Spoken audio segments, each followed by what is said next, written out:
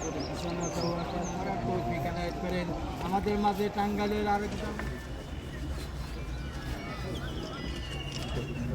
মুক্তিযুদ্ধের এই ৫৫ বছরেও মুক্তিযুদ্ধের তালিকা নিয়ে বিতর্ক আছে, রাজাকারের তালিকা নিয়ে বিতর্ক আছে।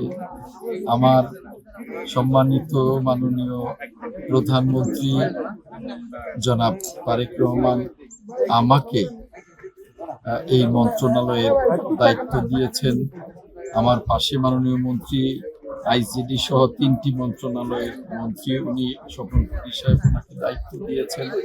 আমরা চেষ্টা করব আমাদের স্ব মন্ত্রণালয়ে আমাদের সততা, ত্যাগ, নিষ্ঠা দিয়ে এই মন্ত্রণালয়গুলোকে সফলভাবে পরিচালনা করবার এবং এই যে বিতর্ক মুক্তিযুদ্ধের তালিকা নিয়ে, রাজাকারের তালিকা নিয়ে, এই বিতর্ক অবসানের জন্য সকলের সহযোগিতায় আমি নিরলসভাবে কাজ করবার চেষ্টা করব।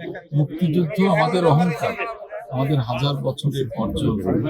এই মুক্তিযুদ্ধ মন্ত্রণালয় আমাদের নেত্রী, দেশনেত্রী ম্যাডাম খালেদা জিয়া প্রতিষ্ঠা করেছেন।